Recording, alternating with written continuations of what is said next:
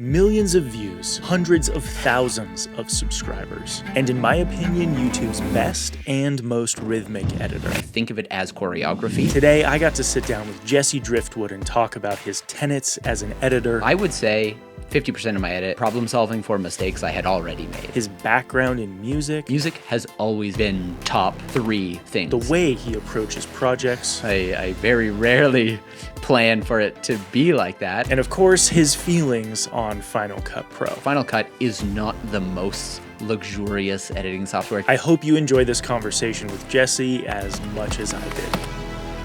Jesse, what is going on, my man? How are you? I'm doing very well. I'm sitting in my office.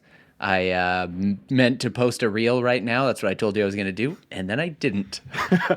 Hey, that sounds very Jesse to me. Dude, thank you so much for coming on and chatting. I am so excited to geek out and nerd out with editing stuff with you. I don't know if this will make it into the Final Cut, but I just want to say, like, you are definitely one of those people that passes what I call the Jake dad era test, which is since becoming a dad, there's like a very select list of people who I do not miss their YouTube videos because they're top tier, right? And you are one of those people. I think you are one of, if not the best editors I've found on YouTube. Every Jesse video there's always lessons to learn. That's really kind. I obviously disagree with you, but I do appreciate it. And if you'd want, I'll let you go for another 5 minutes on that same vein. Just go. I don't remember who the quote was, but I do remember a good director friend of mine, Brooks, tweeted it once. And it was something like, your mistakes are your style. And it was like, specifically,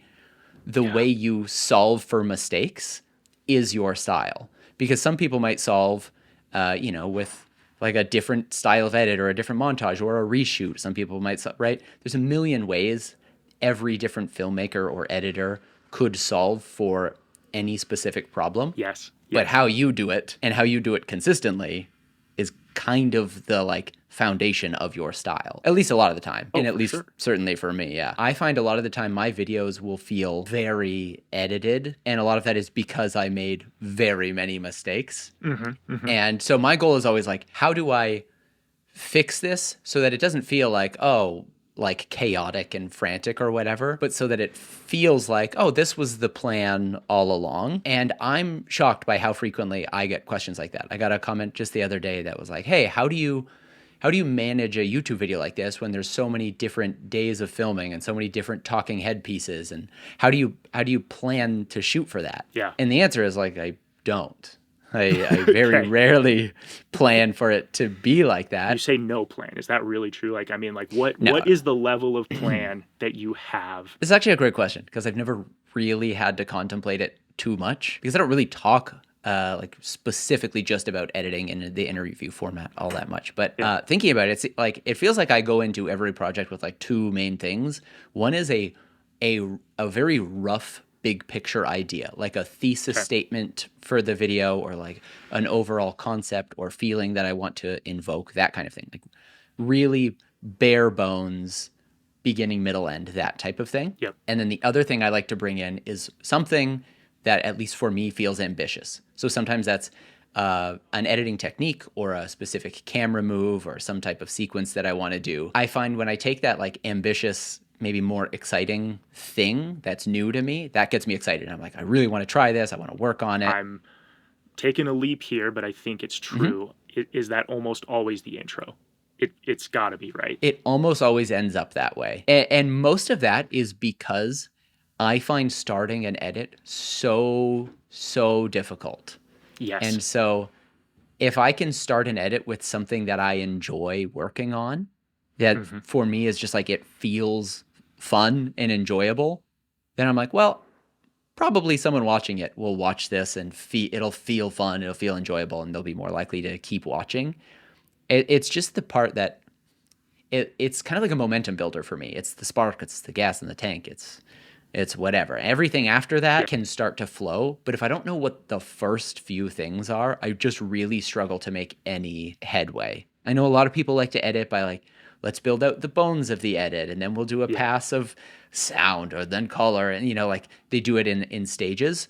I edit in a very non-traditional and probably I don't know, recommended way, which is I polish the bejesus out of my edit every step of the way. Yep. So when my edit is only 1 minute of its like final 10 minutes, my first 45 seconds are pretty much done. Like I might come back later and be like, oh, one little extra sound effect, but it's graded, it's got sound, it's got my logo, because for the whole editing process, I want to feel like, okay, yeah, we're building a real thing here. I just find I get really tripped up when I'm looking at log footage and the sound doesn't have like J&L cuts and it's like jumping everything. It just makes me feel like, oh, I don't know, is this really even all that good? I really like to polish as I go, and that maintains basically through the whole timeline. Oh man, I've got so many thoughts on this because like so from my perspective, right? Like I've really shifted into just being the editor, right? Like I don't do the front part. And so like traditionally my brain has always worked the same as yours when I was ever doing my stuff, or if I was like in the process from start to finish, it was always like the if every time I play this back I am not in love with it, something's wrong, right? Like from first frame to every frame I build after that, it needs to just be like, yes, I can watch this 1,000 times, because guess what? You do. You watch it a million times. And so I always was that way. I've really had to like do so many gymnastics mentally to kind of be on just the back half and have a lot of those times where it's like, yeah, like this is the bones. I don't have an intro. I don't really know how it's going to end. And like, man, I'm really like doing hurdles to get it there. And it's crazy, dude. I in a lot of ways, I kind of hate it, but it's like the bigger the pipeline gets, the more sometimes you have to do that. And yeah, it's crazy. I totally relate with that. I find I've actually been doing this for a long time. Like I shot weddings for almost a decade.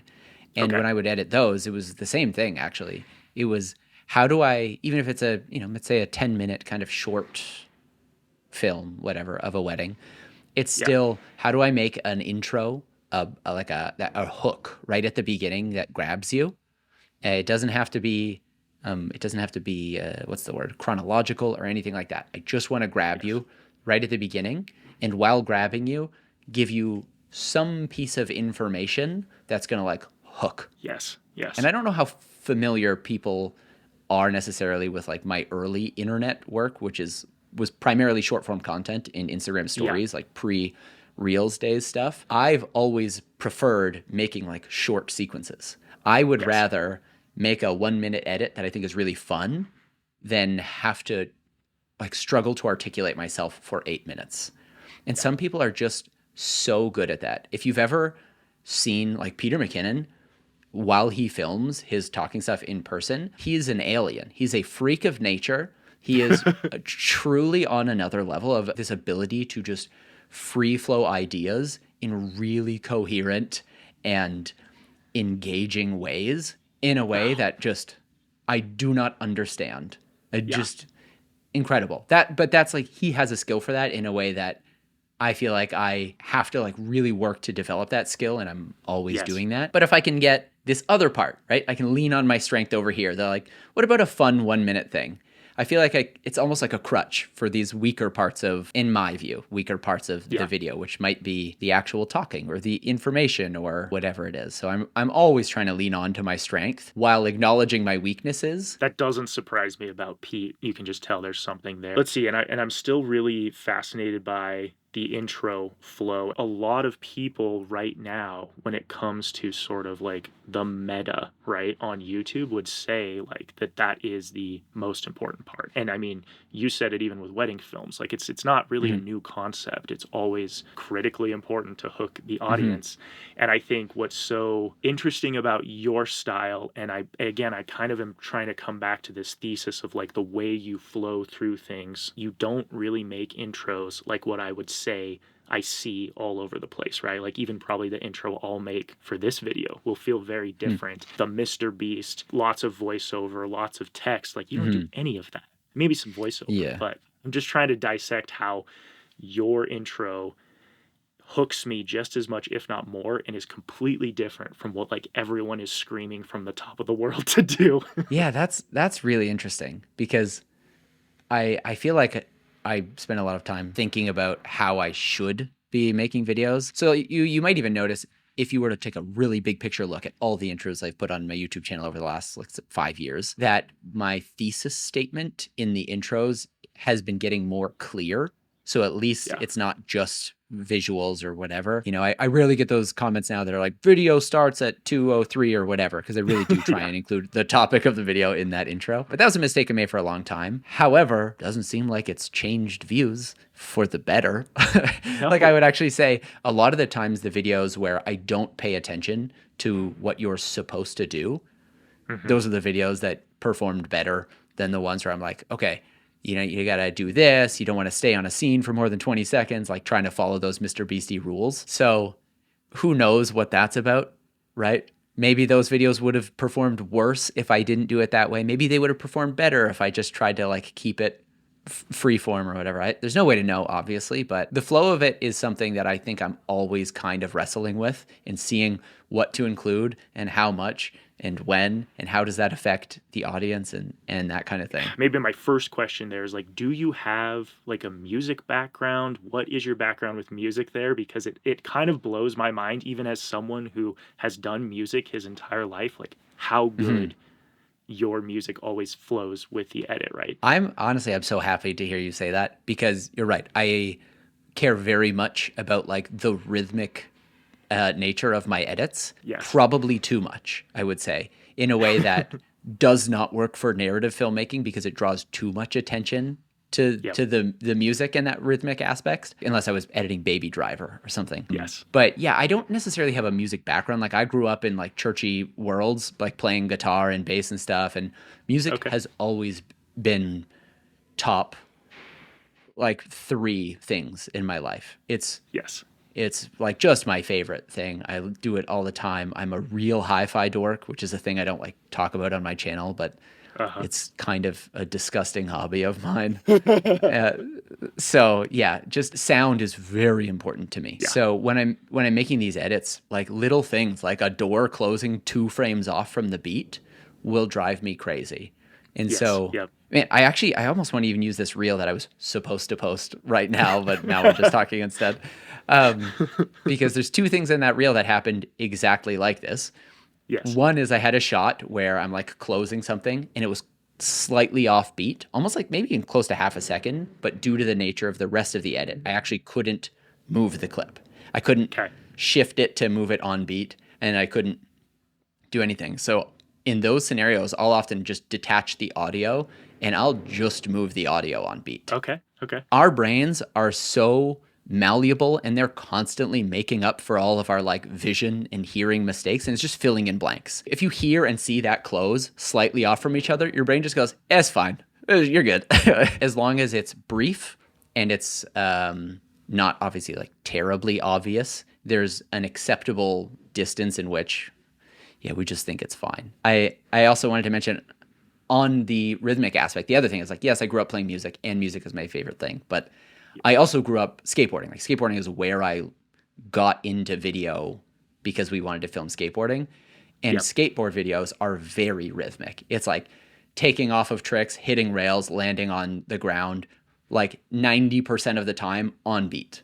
Just very much like action on beat. And so I think just absorbing so much of that in my youth, it's almost just like an inevitable part of the style that I kind of developed over time. Well, and skateboard videos are like, they're probably the closest thing that video has to like a dance, because like usually the track is like the main character, and then like the speed ramping through the way that it moves is always aligned with that, like you're saying, which I mean, again, I see that in your style all the time too, which I think is a huge part of it, is just speed ramping to flex the way, again, you kind of dance through an edit. Yeah. Gosh, that's such a good way to put it. I very often think about edits or like anything happening in frame, things that are moving, camera moving. I think of it as choreography. And that's the pacing I'm imagining. It's just like, right, so the camera's kind of sweeping over this way while you have this other character going this way. And in the edit with speed ramping, especially on YouTube, because I'm not really doing narrative,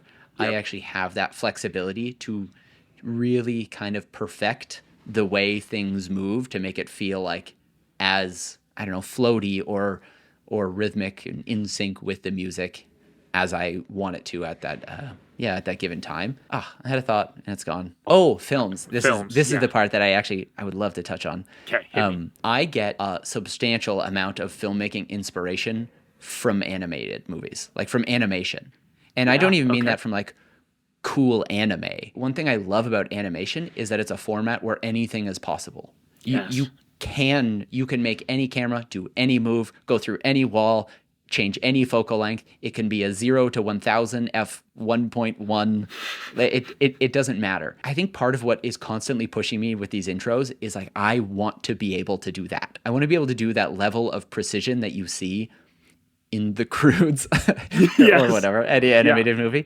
And I want to be able to do that in my videos. And whether that comes from the edit or that comes from like improved camera technique over time, or whether that comes from like, oh, I can actually use these like bigger tools to pull that off. I don't know, or I don't really care.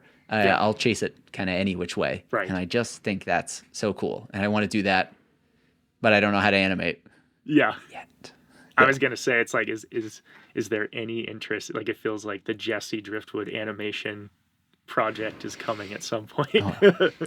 I feel like I've somewhat hampered my own abilities in some ways, in that I'm a Final Cut editor. Okay. And Final Cut is not the most luxurious editing software. It doesn't have all of the features of Resolve or Premiere and After Effects or anything like that. And I feel like if I was as competent in After Effects or Blender as I am in Final Cut, I'd be doing a heck of a lot more of that kind of stuff, of like digital 3D rendering, 3D camera movement, like in post, that kind of stuff. But what Final Cut has offered me is like a different type of storytelling, which is it's really fast. So things like that speed ramping, that ability to kind of pull your choreographed ebbs and flows together, is actually really easy in Final Cut. And I can do it and see the results instantly.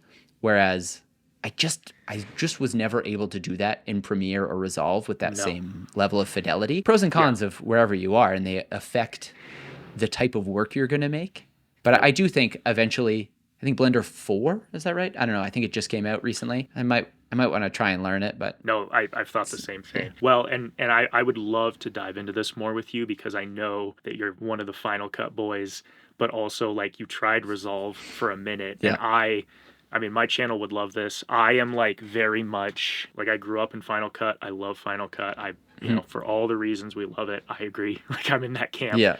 And then, kind of just like we're talking about with Blender 4, like reached this point where I was just like, I just need to learn something new. Like, I just need to like flex my brain and then like learn Resolve. And now I'm in this weird point where, unlike you, I didn't go and kind of come back. But again, I want to hear where you're at with this. And now I'm like almost in a worse position where I love both of them so much for so many different reasons that like starting a project, I'm like, shit, what is the most important thing on this project? And like, what do I need to pick and choose? And, you know, as if like the number of decisions weren't already hard enough as an editor, I've like made it worse on myself. Yeah, I think I'm in the same boat as you, actually. Okay, yeah, talk me through that. In the boat of everything everyone hates about like Final Cut, like I'm there. There are some absolutely frustrating parts about it. Yesterday I had to update to, I don't know, 110.17 or whatever the heck it is. That probably doesn't even make sense. That's Resolve. I don't know. 10.7. And then a bunch of my plugins like stop working properly. And that's one of those things where that happens every couple months, right? Is a project I'm working on. Now I have to wait for the third-party software developers to, you know, get it together. Because Apple doesn't provide a lot of the same things that Resolve or Premiere would natively. And that kind of stuff just drives me nuts. And I'm sure will lead me eventually elsewhere if it isn't, you know, Final Cut updating and including those things in the near future. But yeah, I think I would rather be where you are, where I'm more competent in multiple pieces of software. So that way, you know, if I want to do a quick 3D composite, I'm not just trying to like hack it together using masks in Final Cut, which I very much have done. I'm doing it the right way, and then I'll bring it over. But yeah, you're right. I tried Resolve for a month, and it was slow going at first. It got better. By the end of it, I was like, okay, yeah, I get it. Not in terms of I know it all, but I understand the benefits, and I think I want to keep pursuing this. And then, unfortunately, I had a project with like a pretty tight deadline that came after that. And I was finishing it at my studio here on my Mac Studio, big display, on like a Friday night. And I had to go home and I couldn't bring my big thing home. So I have my 13-inch MacBook, like the original M1 13-inch MacBook Pro. And I opened the project at home in Resolve, and suddenly I'm like, oh, this is not going to work. Yeah. Because Resolve is so much more like visually bloated of software. Maybe there's ways to fix it, but everything on the screen was a postage stamp, like viewer, display. Whereas Final Cut's really well optimized to run on small screens. I was trying to do that project, but I'm like, it's still new to me. I'm getting frustrated. Things aren't working. This computer's not as fast. And I was like, that's it. I'm starting over from scratch in Final Cut right now. And I already knew a lot of the edit. I knew what I wanted to build because I had done it. So it's kind of just like find the shots, put them in, tweak it. And I did. I redid the entire edit that day and never went back. No, and I literally had that experience, I think, like last week, where like probably, because I'm trying to think, I've used Resolve now for at least a year or two. It's been like a good chunk of time. And I would say just now do I have like the non-immediate like throw up gag reflex to using it on one screen, even though I agree with you, it's still so crunched. I feel like it just does not feel good on one screen. It was to the point where I wouldn't even I wouldn't work on my laptop. I would like have to have two screens because otherwise I was like, my brain cannot do this. It just like suffocates me. Finally, I've reached a point where like I kind of feel like, okay, if I have to, I can do it on one screen. I've learned enough to where I feel like I'm not going to just like nuke everything. Whereas like Final Cut, I sit down at my like massive studio and I'm like, I don't even know what I do with all my screens because it's so good on one. Like, I mean, sure, I can do the two screens and like have a timeline, but it's like, I don't even need this, like it's a one screen app. So yeah, that's really interesting. So that was a big thing for you, and maybe the only thing, or I mean, again, like speed ramping. It's just, honestly, it's basically just the workflow speed. Workflow speed for like single creator or content creator type people. Where like I shot it, I edit it, I'm going to keep shooting it, I'm going to keep editing it, that kind of thing. It's me and my laptop. Final Cut is so good at that. Resolve and Premiere are like head and shoulders better, especially if you want to do a collaborative workflow. If, you've got another editor elsewhere, you're both working on the same timeline simultaneously, Premiere and Resolve will both let you do that. Final Cut is like, good luck. There's these weird, like expensive third-party plugins that try and do it, but the companies haven't spoken since 2016. Like, it's really, that's another thing. I'm like, if Final Cut does a big update, I really, like, these are some things I need to see. You ready? Here's the list of things I need from Final Cut in a big update to, like, keep me there willingly, because maybe I'll stay unwillingly. I don't know. Keyframing. Their keyframe control needs a massive overhaul. It is laughably bad. So, like, the fact that I have to use third-party plugins just to do basic things like just a little like Ken Burns push in. That's it. Just for that to look how I want it to look, I think is ridiculous. Collaborative editing needs like a big upgrade because they just need to be able to break out of their single user content creator bubble. Yes. I don't know how, they're making some Hollywood movies anyways in Final Cut. There's that Will Smith one. It doesn't matter. Yeah.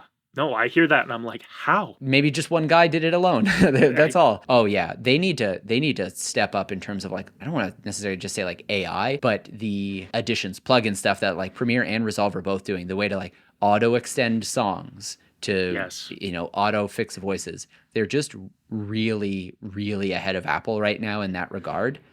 And I don't know if that's because Apple's like working on some big total shift towards new AI Siri overhaul, or if they're just unable to keep up in that regard or uninterested. I'm not sure, but I would love to see all of those. Like, I'd love to see Apple be competitive in what we're seeing as actually new and useful features in video editing. For sure. And I think what's so frustrating about it is we see these features in all kinds of other Apple products, right? Like the other day I got a voice message and it was transcribed flawlessly. I didn't have to listen to it, which I hate doing. I could just read it and I was like, yeah, put that in Final Cut. And like the magic masking stuff, like you tap on a photo in the Photos app and it cuts you out like way better than anything I've ever seen. Like they have the technology and it's like, again, that's why I think it probably, either the Final Cut team has got to be probably working on like Vision Pro something or other, or a huge update, or they're just like not staffed like all of the Yeah. competitors. I don't know. There's something there that is not adding up. Yeah. Yeah. I Hope, totally agree with you. yeah, I hope that in the future, maybe it is that they're doing an overhaul and it involves Apple Vision Pro. Maybe they want to take some like wild new stab at what video editing looks like. Because I can actually imagine a world where I'm almost editing in 3D space. It's like, oh yeah, this clip, I just put it over here for now. Just scram. I'll come back to you. Like rather than Yep. end of the timeline, it's just like over my shoulder. You know, being Yep. able to literally like grab things and put them in like onto the timeline with Yeah. my hands. I can see that being a like a really interesting way to work that could actually be functional. But yeah, that like the lack of their roto is so ridiculous. I don't know. Do you know who MVFX are? Like Motion VFX, they're a third-party plugin company. Yes. Yes. So they just put out MRoto AI, some rotoscoping plugin for Final Cut, and there was a 14-day trial. So I downloaded it, and then I got a PayPal thing that was like, "Thanks for spending $350 for 12 months usage of the Roto plugin." And I was like, sorry, what? So Excuse I me? accidentally bought it. The Roto plugin costs more than Final Cut does. Yes. And you pay every year forever. Yes. I bought Final Cut for $300 in like 2011. And that's it. I haven't paid a penny since. Well, and like if it doesn't make you just vomit in your mouth, like you can buy Resolve for $300 and do Yeah. the same and you thing, get the Roto and then just stuff. bring Yeah. and then just export it and bring it over. You know, I mean, like, Yeah. I've said some not very nice things on the internet about that plugin's launch. Yeah. Oh my gosh. Yeah, I accidentally bought it, and I kind of want to. It sucks. I use it a bunch on this reel that I was supposed to post today. Hey. And it actually is a good plugin. Like, Yeah. kudos to them. It does work well, and it's pretty hassle free. It's Yep. something that I do a lot of masking, so I actually would use it on a lot of projects. So because I accidentally bought it, I'm not even going to return it. I'm just kind of going to be like, whatever, I'm biting the bullet. I have this for the next year. Hopefully my editing future, whether that's Resolve, Premiere, new Final Cut, Apple Vision Pro, whatever. Hopefully in the next year, I have like a more clear picture of what I want to do with that. Because I've got a year of Roto and Final Cut. And then after that, there's just no way I'm paying for this annually. No way. Not way. when I know the tech, like TikTok will do it, and like your phone photos app will do it. Like fantastic frame by frame cutting out. I just think it's like highway robbery. Oh, it is. I can't believe they charge more than Final Cut for the thing Final Cut should include, and it's just a subscription. Oh, it makes me so annoyed. Vomit. It makes me so mad. Yeah. Oh, by the way, if Motion VFX decides they want to sponsor my channel, please ignore this podcast. Don't hold Jesse accountable. Yeah. I think the thing that really grinds my gears about that is the reason why Final Cut and DaVinci, and I've talked about this at lengths, are not subscription is because they do the subscription through other means that just sits better with us. Blackmagic sells cameras. They sell hardware. Same with Apple. They sell computers. Like the subscription cost is there. We are hooked in. That recurring revenue. So like, just how much do you have to bend us over? You know, like. Yeah. And I have a tangent here, right? Because like one thing that and it's so funny because I didn't expect this, right? Like I've been doing a lot of conversational editing lately, and the biggest thing that both of these pieces of software are causing conflict for me is Resolve has the transcription features, which I love, dude, for editing like anything long form interview, being able to transcribe it, throw it into a printed piece of paper and highlight and look at stuff and just like read it like a human I did not think that would be as crazy fantastic as it is, but I love it. And can you edit via the transcript also? Like, could you take this podcast and be like, oh, shoot, I accidentally just like ripped a huge fart or something. Oh, I guess that one doesn't work. Just delete the PFTP. I don't know what. Yes, you can. So you can set in and out points by highlighting text, and you can also cut out dead space, and then it chops it up and drops it in. That seems incredible. It's crazy. And when it first came out, I was like, oh, that's kind of cool. And then I've started using it for these types of things. And I'm just like, holy shit, like this is a game changer. But On the flip side, easy, painless L&J cuts, I have never found to be the case in track-based editing, and Final Cut does that amazing. J&L cuts in Final Cut, it's like basically one click. I just hit Control S and I slide it over and it's done, you know? And it's magic. Well, and so much of audio is like stuff bleeding into and blend. I mean, we've talked about this rhythm and this flow and the way you have the musical background. I mean, like when you end a song, it needs to fade out or it needs to smoothly transition to something else, and then the voice needs to kind of be on top of it. And yeah, that the way that Final Cut enables you to do that without even really having to like sweat at all is truly phenomenal. So oh man, also I know we've been going for a while here, but I just wanted to also say I was listening to a podcast you had done with John Simo recently, and not to bring up this reel that I was supposed to be posting again, but I actually, in the edit of that, I actually used one of John's tips. He had mentioned something about sound design. He was saying how like you don't ever want to see a part where like your audio waveforms hit zero, like full zero. Yes.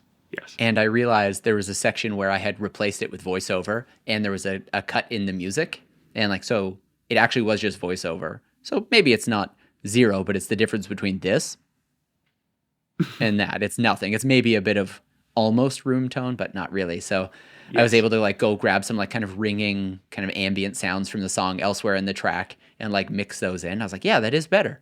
It's better. Thanks. So John's incredible. He's a crazy good editor. Yeah. Maybe this is just like a fun little nerdy fact for you. I don't know if this would like be anything interesting to put in the video, but like another cool feature in DaVinci is you can do auto scene cut detection, so I can put in a clip and actually see, and it'll chop it up, right? Which is super handy for a lot of things. But one thing that I love to use it for is calculating cuts per second, and just like kind of curious, like what is the average amount of cuts that someone does. And so when I did my Gox analysis video, like the video I looked at for him, he had a cut like every 1.32 seconds, which is like, oh, interesting. Are his that fast blazing too? fast. He's great. He's incredible. But I think it's your second or the transition masterclass video, right? Which has like millions of views or whatever. I can't remember what it's at these days, was 4.2 seconds every cut. So like almost 4 times slower than like